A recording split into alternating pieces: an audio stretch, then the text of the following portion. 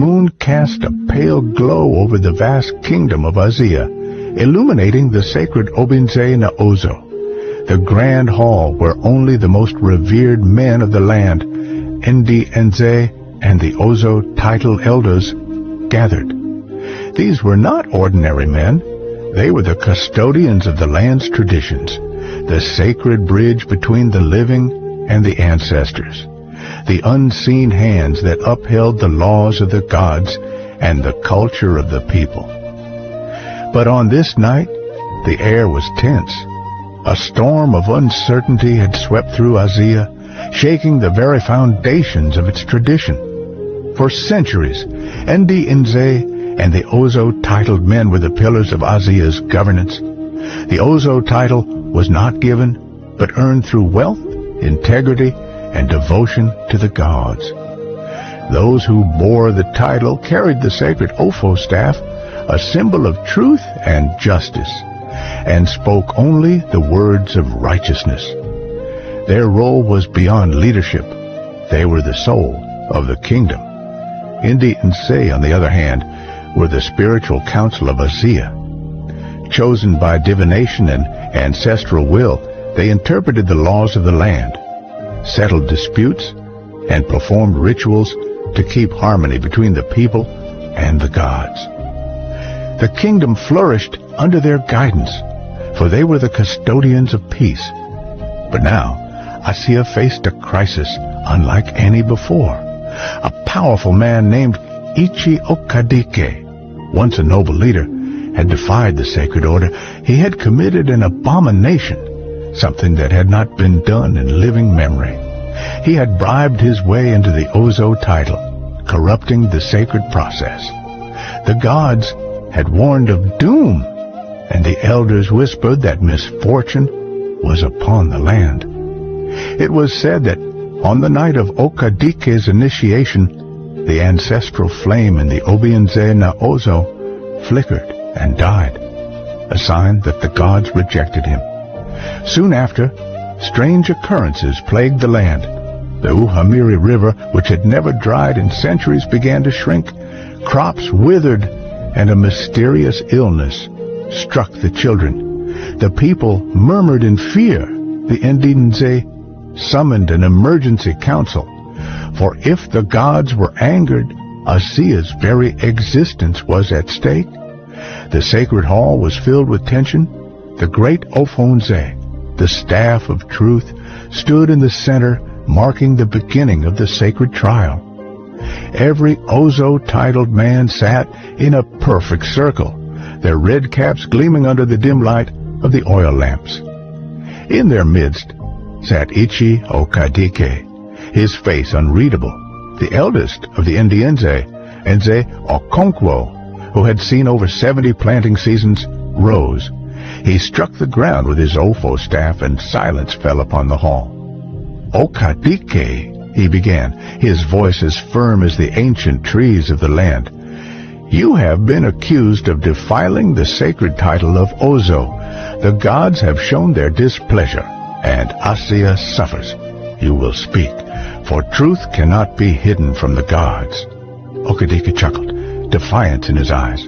Nze Okonkwo, I am a wealthy man. Have I not fed the hungry? Have I not built great houses? Does that not make me worthy? Murmurs rose, but Nze Okonkwo struck his Ofo again. The Ozo title is not for the richest, it is for the righteous. The gods do not eat wealth, but justice and truth. Then an eerie wind swept through the Obi. The oil lamps flickered violently. The gods were listening. One by one, witnesses came forward. A young man named Obiese, a servant in Okadike's household, knelt before the council. His voice trembled.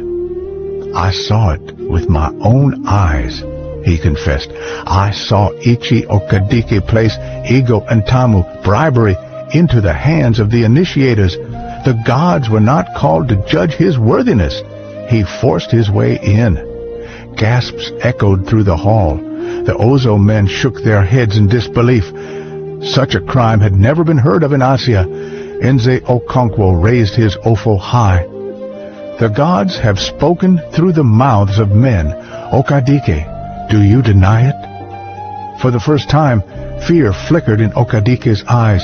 He opened his mouth, but no words came. It was said that when a man lied before the Ofo, his tongue would betray him. A sacred judgment had to be made.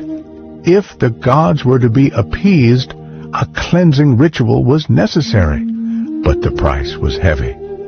Ndi Nze retreated into the sacred grove of Ani, the goddess of the land.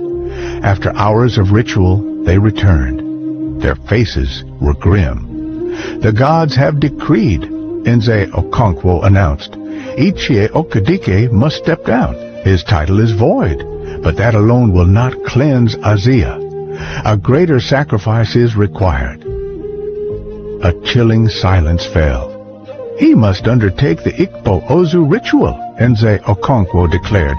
He must live among the spirits for 7 days alone in the forest, with only the gods as his judge. If he survives, he shall return cleansed. If he does not, the gods have taken their justice. Okadik trembled. The Igbo Ozor ritual was feared by all. Only the pure in heart could survive the forest of the ancestors. But there was no escape. To refuse meant death. Okadiki left at dawn, vanishing into the forbidden forest. The land held its breath. On the 7th day, the sky turned crimson at sunset, and a figure emerged from the trees. It was Okadike. His once robust frame was weak, his eyes hollow. He fell before the Ndi Nze. I have seen them, he whispered. The ancestors, they judged me. Tears streamed down his face. The arrogance was gone. He bowed before the Ozo men. I am not worthy. Let the gods choose a true man of honor. The kingdom rejoiced. That night, the ancestral flame in Obi Nze na Ozo burned bright once more. The river flowed again. The land healed. The Ndi Nze and Ozo men had fulfilled their duty, protecting the sacred order of Azia. The gods had spoken, and justice had prevailed. The story of Okadike became a lesson for all generations. The Ozo title was not a prize for the highest bidder, nor was Ndi Nze a place for corrupt men. They were the heart of Azia, the voice of the ancestors, and the guardians of tradition.